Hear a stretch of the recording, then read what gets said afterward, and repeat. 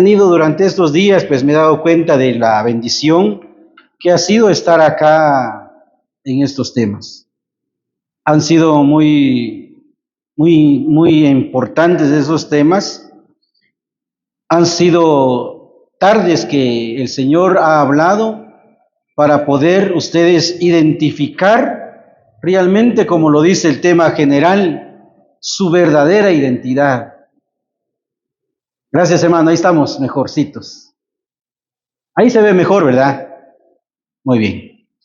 Les decía de que desde que el tema fue dado o nos compartieron el tema, me llamó mucho la atención porque es un tema que actualmente está siéndose utilizado de manera equivocada. Actualmente en la sociedad, no solo acá en Guatemala, sino que a nivel mundial, podemos darnos cuenta de que existe ese tan famoso tema de ideología de género. Todos hemos escuchado de eso. Algunas personas tienen percepciones diferentes, ya con tanta maldad en el corazón, con tanta maldad en su mente, han cambiado su forma de pensar. Algunos han llegado hasta el punto de no aceptarse como Dios los ha creado, como Dios realmente Él hizo a cada una de las personas. Aparte de que ellos no se aprueban, no reconocen su condición física, imaginémonos su condición espiritual es peor. No se aceptan ellos a sí mismos físicamente, emocionalmente, tienen otra forma ellos de sentirse, no tienen una identidad definida. Hay 145 géneros, dicen ellos ahorita, pero géneros solo hay 2 y 143 formas diferentes de pensar. Pero en estas 2 tardes que ustedes ya han recibido, el miércoles, jueves, espero de que ustedes ya estén identificando su verdadera identidad. Cómo Dios los formó, cómo Dios los ha hecho y cómo Dios quiere que ustedes continúen siendo como jóvenes. Y les decía que me llamó mucho la atención porque este tema de identidad es algo muy importante aún para la sociedad. ¿Quiénes ya son mayores de edad acá? Levántenme la mano. Aparte de nosotros 4, los hermanos. Él no es mayor de edad, dice. Cuando usted llegue a cumplir 18 años, tiene una obligación de ir al Registro Nacional de las Personas a decirles, hoy estoy cumpliendo 18 años. En Guatemala, los 18 años es alcanzar la mayoría de edad. Le asignan un número, pero con ese número usted va a estar identificado. Actualmente los que ya contamos con nuestro DPI, vamos en cualquier oficina estatal o en cualquier lugar, ya solo le damos nuestro número de DPI y ya aparece toda nuestra información. Con ese número nos identifican. Identificación viene de la palabra identidad. Para que nadie vaya a decir, yo me llamo Carlos Yal. Cuando le pidan su número de DPI y lo ingresen al sistema, no va a aparecer él, va a aparecer su servidor. En el DPI aparezco más feo, pero ahí voy a aparecer. Ese número nos identifica ante la sociedad. En cualquier lugar en donde usted vaya, se va a identificar con su número de DPI y se lo tienen que aprender de memoria. Créanme, lo difícil que es aprenderse esa cantidad de números. Y actualmente yo me sé el número de DPI, pero no me sé el número de teléfono ni de mi esposa, ni de mi hija, ni de mi hijo. Eso sí no me los he aprendido, pero el DPI sí, porque es de uso constante. Yo me identifico en cualquier lado con el DPI.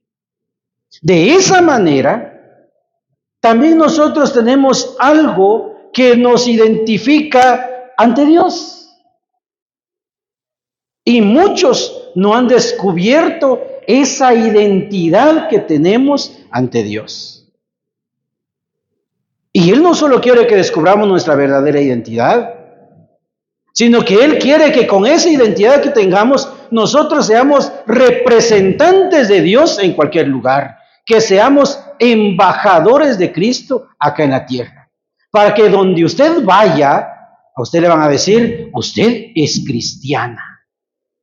¿Y por qué se van a dar cuenta que usted es cristiana, que usted es cristiano? Porque tiene definido bien cómo hablar, cómo portarse, cómo vivir y cómo ser representante de Dios en cualquier lugar donde usted esté. Y eso solo se va a lograr cuando usted realmente sea alguien que se identifique como hijo de Dios. Y en esta tarde tenemos el tercer punto, el tercer tema, y acá lo tenemos. Dice, perdonado, transformado por Cristo. Y quiero que me acompañen allá en la segunda carta que nos escribe el apóstol Pablo a los Corintios. Ahí podemos ver, alguien que me lea eso, por favor, alguien de los jóvenes o señoritas, que me lo lea ahí donde se encuentra.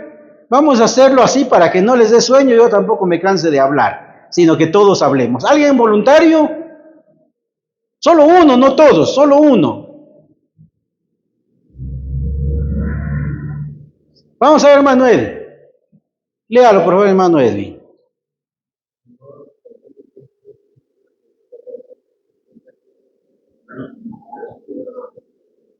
Muchas gracias, hermano.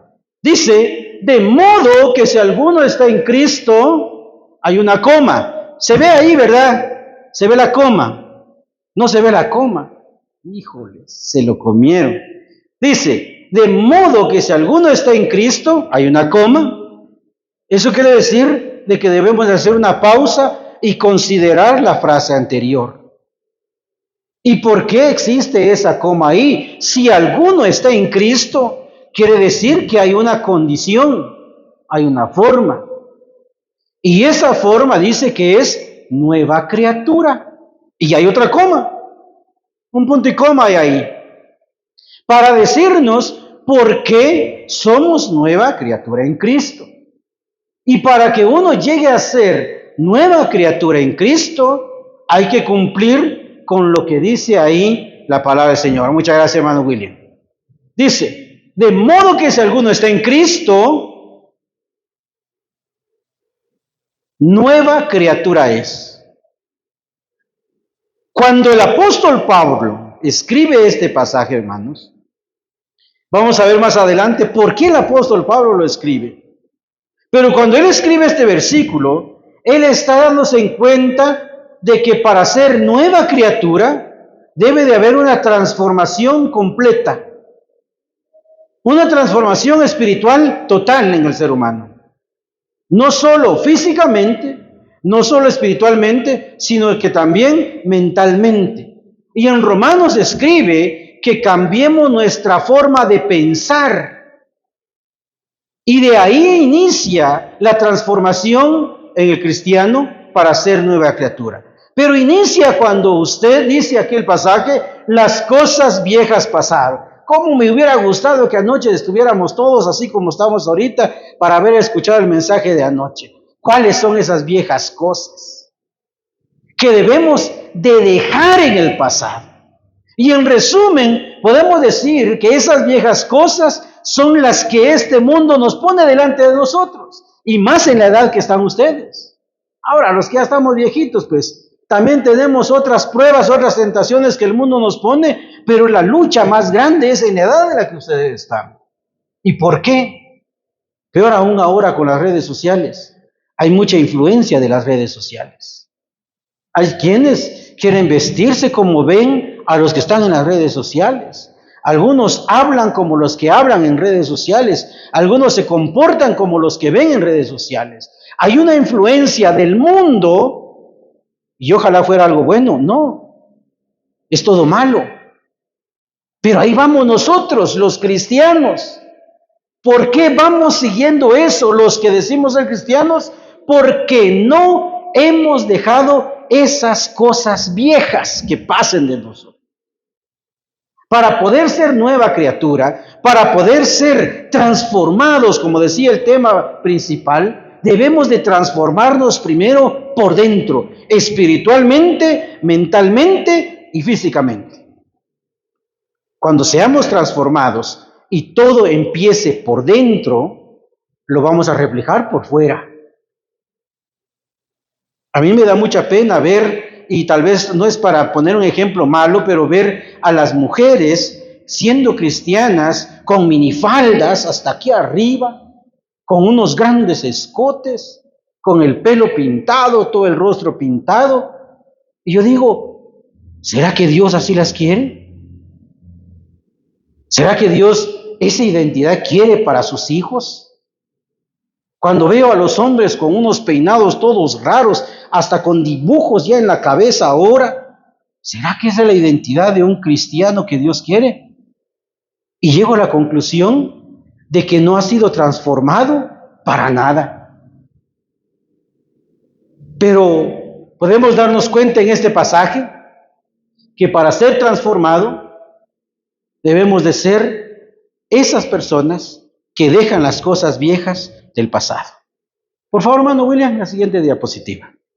Y vamos a empezar con el ejemplo claro de esta tarde, el apóstol Pablo. La identidad de Pablo. Y hay una pregunta ahí. Pablo no se llamaba así originalmente. Él se llamaba Saulo, que él venía de una ciudad que se llama Tarso. Tarso no es su apellido, como diría alguien. ¿Cuál es el apellido de Saulo? Es Tarso, decían. No, Tarso es como decirle de ustedes son de Pachitzía. ¿Ya? Por ejemplo, debemos decir Carlos de Pachitzía. ¿Ya? Saulo era de la ciudad de Tarso. Ahí venía él. Podemos darnos cuenta ahí que tenemos varias formas tenemos 3 puntos ahí, pero hay otros puntos que luego se los voy a mencionar, espero que vayan a ir tomando nota. Y vemos ahí primero cuáles son las características de la identidad que tenía Saulo. Acá me equivoqué porque era la identidad de Saulo, no de Pablo, pero ahí abajo está la pregunta. En una de las primeras identidades que él tenía o características que tenía Saulo, podemos ver ahí que es perseguidor. Hechos en su capítulo 8, versículo 3, alguien que me lea Hechos, ya lo leo Edwin, ahora queremos que una señorita lo lea. Hechos de los Apóstoles, en su capítulo 8 y su versículo 3, ¿qué nos dice ahí la palabra del Señor en Hechos de los Apóstoles en su capítulo 3? Alguien que me lo lea, por favor.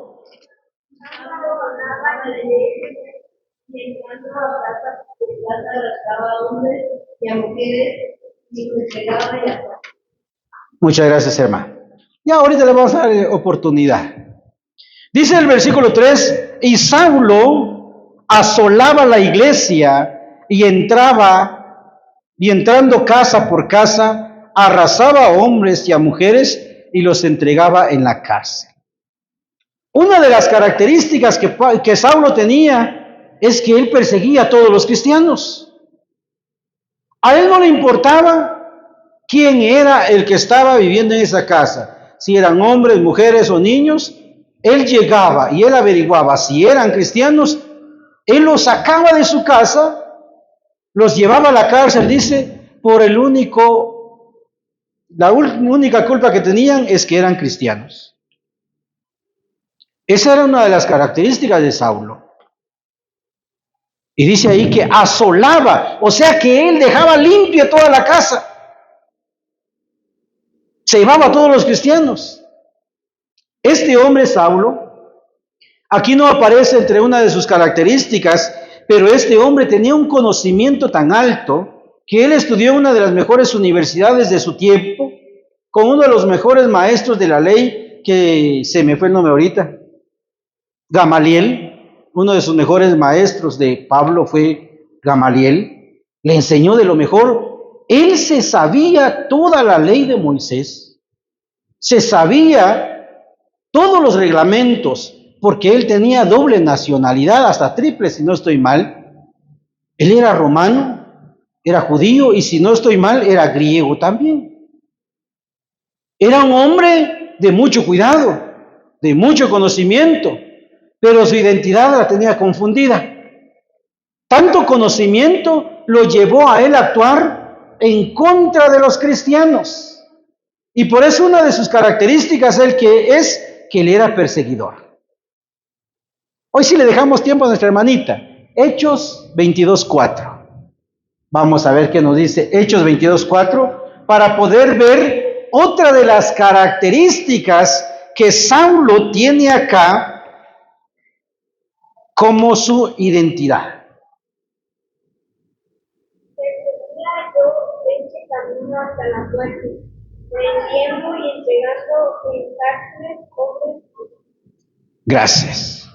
Era un destructor, porque destruía. Dice el versículo 4, perseguía yo este camino hasta la muerte, o sea que él, por donde pasaba, dejaba desolación, dejaba muerte. Era tremendo este hombre. Saulo no se andaba ahí con nada de consideración. Tercera característica. Alguien que me lea ahí, Hechos 22:4 ya leímos, ¿verdad? Hechos 8, alguien que me lea Hechos, en su capítulo 8, su versículo 1. 8 y su versículo 1.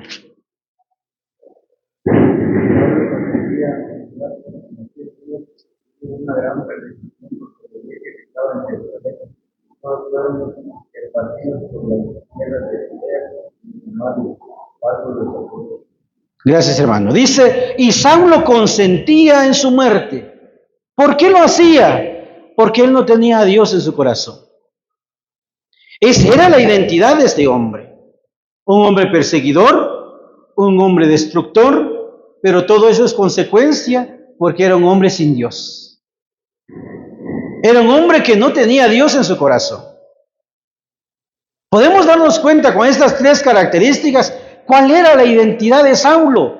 Era un hombre malo, un hombre que no le importaba poner en peligro su vida, era un hombre que perseguía a la iglesia del Señor, dice acá en el versículo 1 del capítulo 8, y fueron esparcidos por todas las tierras los cristianos.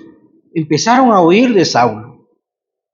Cuando escuchaban venir y decían, Saulo se aproxima a tal ciudad, todos los cristianos salían huyendo o se escondían por temor a que se los llevaban a la cárcel o quedaran muertos. Esa era la identidad de Saulo. Siguiente diapositiva, por favor, hermano William. Ahora tenemos otra pregunta acá. ¿Por qué Saulo perseguía a la iglesia o a los cristianos? Y yo me hacía esa pregunta durante mucho tiempo. ¿Por qué Saulo, un hombre con tanto conocimiento, perseguía a los cristianos, perseguía a la iglesia del Señor? Alguien que me diga por qué. No importa que nos confundamos. ¿Por qué creen ustedes que Saulo perseguía a la iglesia o a los cristianos? No todos, solo uno, porque todos sabemos, tenemos idea. ¿Qué piensa usted por qué Saulo perseguía a la iglesia? Si quieren les pasamos el micrófono. A ver, acá con nuestras hermanas. ¿Por qué piensan ustedes que la iglesia era perseguida por Saulo? Alguien que me conteste. ¿Perdón? Porque no creía en Jesús. Sí, podría ser. ¿Alguien más? No tengan miedo, yo no como gente. Porque no conocía a Jesús. Sí, puede ser. Acá con nuestros hermanos. ¿Por qué Saulo perseguía a la iglesia del Señor? Nadie. Fíjense, hermanos, que las dos hermanitas tienen razón. Uno, porque Saulo no conocía a Dios. Y cuando no hay el conocimiento de Dios en el hombre, vive con un corazón en la oscuridad, vive en tinieblas. Y créanme, cuando uno no es hijo de Dios, no va a conocer a Dios. Y ayer lo decíamos en el mensaje. Aunque estemos todos los días en la iglesia, aunque le oremos al Señor en todo momento, le hablemos a Él, dice la palabra del Señor que nuestra oración no pasa a la presencia de Él porque no le conocemos a Él. Y alguien que no conoce a Dios, no le va a obedecer a Dios. Si yo les diera una orden ahorita, quizás me hagan caso porque somos hermanos de la iglesia. Pero si alguien más que no sea su papá, su mamá o su hermano llega a la casa y le dice, mira, anda, hazme el favor, anda a hacer esto. ¿Cuál es la respuesta más común que tenemos siempre para decirle? ¿Quién sos vos para mandarme? Pues esa era la condición de Saulo. Él no le hacía caso a alguien que no conocía. Y si no conocía a Dios, mucho menos le iba a hacer caso y mucho menos iba a obedecer a Dios. Esa es una de las primeras razones por qué Saulo perseguía a la iglesia. Vivía en una oscuridad espiritual. La segunda es porque nunca había tenido una experiencia con Dios. Cuando acepté al Señor Jesucristo, el 17 de marzo de 1994, yo sentí una emoción tan grande, ustedes. Esa emoción la tenía desde mucho tiempo antes, pero nunca había tenido un encuentro con Dios en su presencia. Y bien me recuerdo ese día, domingo por la noche, yo estaba sentado en una banquita corinta donde está el hermano Marvin, ahí siempre estaba. Y vean, un año y medio antes, yo venía del estadio de ver un partido de fútbol, que me encanta el fútbol todavía. De hecho, estoy cansado porque ayer me fui a jugar fútbol en la mañana. Yo decía, un día domingo por la tarde, veía entrar acá a los hermanos, a las hermanas, y me paré enfrente en bicicleta. Y yo dije ahí enfrente, a esa iglesia nunca en mi vida voy a entrar. Esas fueron mis palabras. Un año y medio después, allá atrás acepté al Señor en mi corazón. Tuve un encuentro especial con Él. Tuve un encuentro que no ha cambiado. Hemos tenido debilidades espirituales, pero hemos renacido y buscarle al Señor. Pero Pablo o Saulo no había tenido un encuentro con Dios. Él sabía que Dios existe y por eso perseguía a los cristianos y los mataba, pero no había experimentado él algo con Dios. Es como cuando ustedes le hablan a una patoja o le habla a un muchacho, la emoción es tan grande que hasta se ponen nerviosos. Peor ahora que no hay más facilidad con el WhatsApp y el teléfono. Como sea, averiguamos el número de la otra persona para mandarle un mensajito. Ya sea por WhatsApp, por Facebook, por Instagram. Pero conseguimos el número porque tenemos una emoción de tener algo con esa persona. Esa emoción nunca lo había tenido Saulo. Y por eso perseguía a la iglesia. Él, de tanto conocimiento que tenía, él sabía que Jesús había resucitado, pero no creía en eso. Él no creía en que Jesús había resucitado. Y por eso les decía hace un momento, el hecho de estar acá no quiere decir que tengamos una relación personal con Dios. Si no nos hemos dedicado a definir exactamente nuestra identidad espiritual, aunque estemos acá en todo momento, no vamos a ser hijos de Dios. Estar en la iglesia no nos salva. Nos salva únicamente creer en Él, arrepentirnos de nuestro pecado, entregarle nuestro corazón y dejar que Él actúe en nosotros. Cosa que Saulo no tenía. Pero un día tuvo un encuentro con Dios y su vida fue transformada. Por favor, hermano, para la siguiente diapositiva. ¿Qué significa convertirse o ser transformado? Ahí tenemos varios puntos. ¿Qué significa convertirse? Como primer punto tenemos un cambio de dirección, una transformación espiritual completa. Y esa transformación espiritual completa la tuvo el apóstol Pablo. Alguien que me lea ya, por favor, el pasaje. Híjoles, ahí no tiene cita bíblica. Hechos en su capítulo 3 y su verso 19. Hechos en su capítulo 3 y su versículo 19.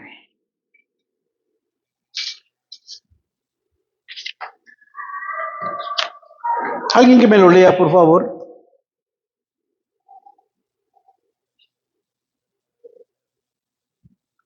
Y arrepentidos y convertidos para que vean borrados de sus pecados, para que tengan la presencia de Espíritu. Muchas gracias, hermana. Dice, así que arrepentíos y convertidos para que sean borrados vuestros pecados. Una transformación espiritual significa cambiar algo. Y ese algo que hay que cambiar es la condición espiritual que tenemos. Ayer nuestro hermano Edwin lo cambió. Ayer le recibió al Señor en su corazón en la noche. Él transformó ese viejo hombre a nueva criatura. Él tuvo un cambio de dirección en su vida.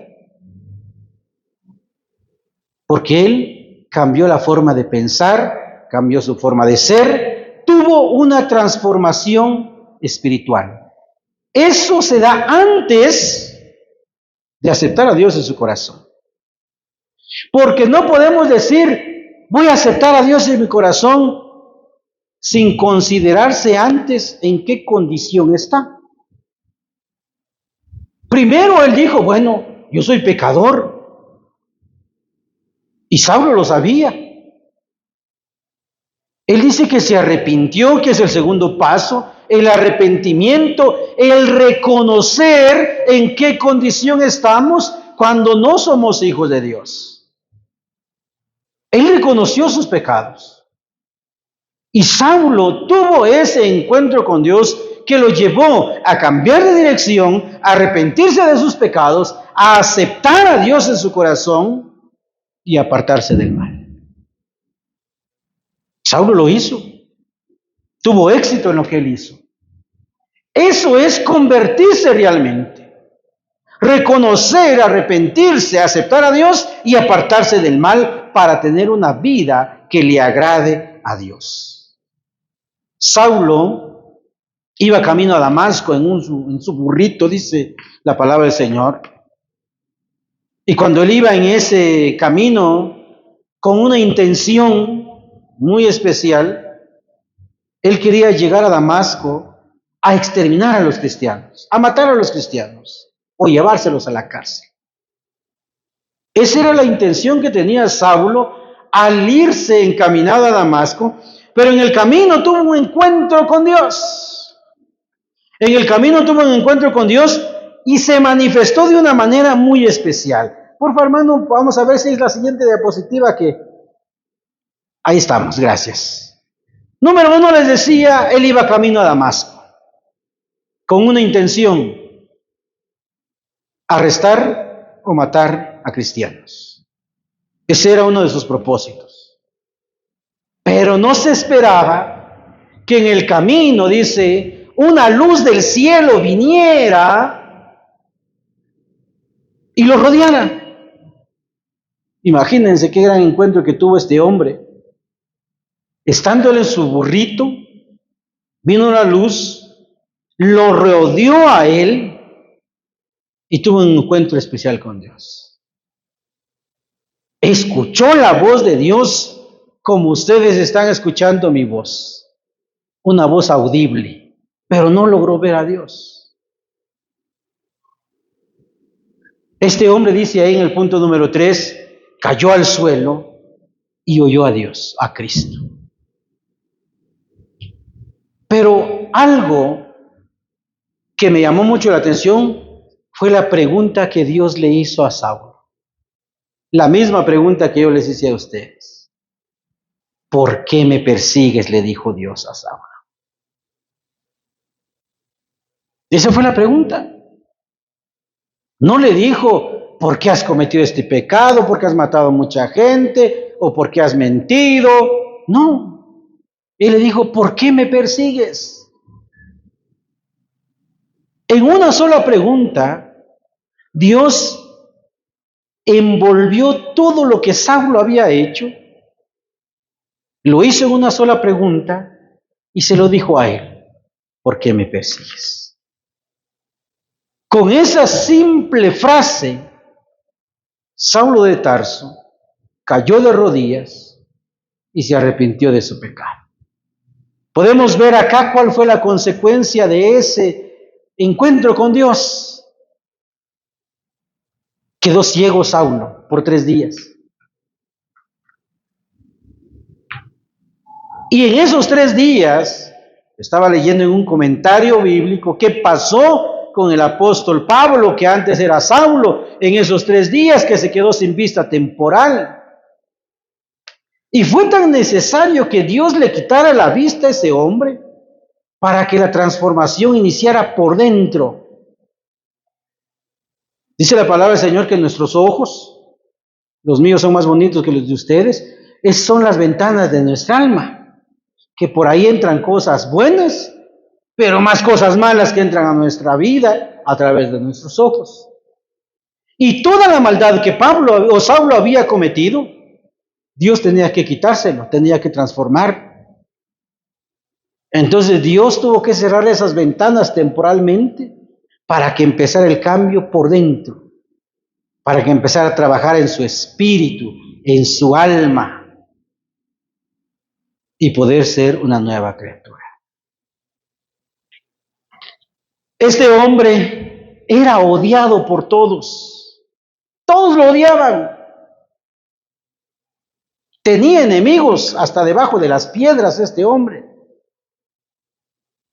Pero Dios tenía el plan bien hecho para que este hombre, al que conocemos como Saulo de Tarso, ahora sea el apóstol Pablo. Y utiliza a un hombre llamado Ananías, lo podemos ver acá. Este hombre fue el único que lo aceptó en su casa. No quería aceptarlo, pero le dijeron que lo aceptara. Se lo llevó a su casa. Él oró por Pablo, por Saulo, durante esos 3 días, para que les regresara la vista. Pero Ananías, a través de lo que estaba haciendo con Saulo, tuvo un encuentro también con Dios. Porque Dios le había dicho que iba a llegar Saulo de Tarso, iba a llegar ciego, él tenía que atenderlo, tenía que orar por él para que recuperara su vista. Y cuando él iba a recuperar la vista, Dios le decía a Ananías, él ya iba a ser nueva criatura. Y fue tal como Dios se lo había dicho. Ananías con miedo va y recibe a Saulo de Tarso porque él sabía que él había matado a muchos cristianos. La conversión de este hombre llamado Saulo lo llevó a tener una experiencia sobrenatural con Dios. Les digo sobrenatural porque no es normal de que venga Dios y se le presente a un hombre en forma de una luz para transformarlo. Pero ¿por qué fue sobrenatural sobre este hombre? Porque Dios tenía un propósito grande con Saulo que aún en nuestra actualidad nos enseña bastante. 13 epístolas que escribe que nos ha enseñado cómo andar en esta vida como hijos de Dios. Por favor, hermano, la siguiente diapositiva. El llamado de Pablo. Hechos 9 y su verso 15 dice, ve, le están hablando a Ananías, porque instrumento escogido me es este, y escuche bien, para llevar mi nombre en presencia de los gentiles. ¿Quiénes son los gentiles? Los que no eran judíos. Ellos son los gentiles, los que no descienden de la raíz judía. El resto del mundo, pues. Pero vean, me llama mucho la atención esta parte del pasaje. Escogido me es este. Una frase que ha marcado la vida de muchos cristianos. Porque también usted y yo somos escogidos de Dios. Somos linaje escogido, dice. Eso ya lo escucharon las 2 tardes anteriores. Real sacerdocio, nación santa. Vean las características que Dios da a los que somos sus hijos. ¿Qué quiere decir linaje escogido? Eso se lo explicaron, que venimos de la descendencia de un rey. Por eso somos de linaje especial, de linaje escogido. Somos de un real sacerdocio. El sumo sacerdote era el único que podía entrar al lugar santísimo a decirle, Señor, aquí está la ofrenda por el pueblo. Nosotros somos también de ese real sacerdocio. Y Hebreos dice que usted y yo somos sacerdotes de Dios. Y somos una nación santa. Y dice aquí la palabra del Señor que a Saulo también le dijeron, escogido me es este. Hablando de Saulo. Para llevar mi nombre a los gentiles. Vean, de perseguidor a apóstol. De perseguidor a apóstol. Yo no me puedo imaginar, y la Biblia lo dice, lo voy a decir de esta manera parafraseando, cuando Pablo se presenta ante los discípulos acompañados de este hombre que lo fue a ayudar, todos le tenían miedo. Todos decían, ¿para qué nos trajiste acá a Saulo? Él nos quiere matar. Este hombre tuvo que convencer a todos sus compañeros para que no le hicieran daño a Saulo. Pablo, de perseguidor a apóstol, después de ser el que destruía la iglesia del Señor, pasó a ser uno de los que empezó a ser edificador de la iglesia, a construir algo especial para Dios. Por favor, hermano, la siguiente diapositiva. Y acá tenemos 3 puntos, tenemos 4 puntos claves de lo que sucedió con Pablo. De Saulo a Pablo, de perseguidor a apóstol. Y uno de los puntos claves en la vida de Saulo es que Jesús cambió su corazón. Y cualquier persona puede ser transformada como lo fue Saulo de Tarso. No hay nada que impida la transformación en una persona. Como segundo punto, Saulo alcanzó la gracia de Dios, porque no lo dejó abandonado. Imaginémonos a un Dios rencoroso, a un Dios enojado como somos nosotros. Él ve que Saulo está matando a sus hijos. Dios lo hubiera matado también, o lo hubiera castigado, o lo hubiera dejado ciego. Pero no, Él lo cambió. Porque la gracia de Dios lo demuestra a través del favor que hizo en transformarlo a él por dentro. Esa gracia alcanzó a Saulo, que fue tan grande, que ese instrumento, con un gran conocimiento, una gran sabiduría, Dios lo transformó. Y llegó a tener una nueva identidad. Y la nueva identidad la recibió a través de una nueva vida en Cristo. Una identidad nueva. Si yo les preguntara, ¿quién es Saulo de Tarso? Sin haberles explicado antes, me lo hubieran contestado. O no sabían de Saulo de Tarso. Pero si yo les hubiera hecho la pregunta, ¿quién es el apóstol Pablo? Alguien me hubiera dicho, es el que ha escrito varios libros de la Biblia. Porque su nueva identidad es la que conocemos, es la que lo identifica a él tal y como lo conocemos ahora. Todos podemos empezar de nuevo con Jesús. Todos podemos tener un nuevo comienzo, todos podemos llegar a ser ese hombre transformado como lo fue Saulo de Tarso. Por favor, hermano. Y tenemos acá cómo en Cristo somos transformados. Y la vida del apóstol Pablo es un gran ejemplo. Que no importa la condición en la que estemos, no importa qué hayamos hecho, no importa cómo hayamos vivido. Cuando se tiene ese encuentro personal con Él, Dios transforma hasta el corazón más duro. Y lo cambió cuando me hizo su hijo. Porque mi corazón era tan duro, hermano. Si alguien que me conoció en ese tiempo nunca hubiera pensado de que yo estuviera acá, porque ni yo lo creía. Y es ahí donde me doy cuenta que la transformación que Cristo hizo en Saulo de Tarso, también lo hizo conmigo y también lo puede hacer en usted. Y cuando lleguemos a reconocer que no somos nada, que no somos nadie sin Dios, tenga la seguridad al 100% que usted ha encontrado su identidad, el cual lo va a identificar durante toda su vida. ¿Quieren ser ustedes transformados? ¿Quieren ser ustedes cambiados hacia esa nueva criatura? Hoy lo podemos hacer. Que estas escuelas bíblicas de vacaciones no pasen desapercibido en su vida. Que este sea un punto de partida para un nuevo comienzo en su vida.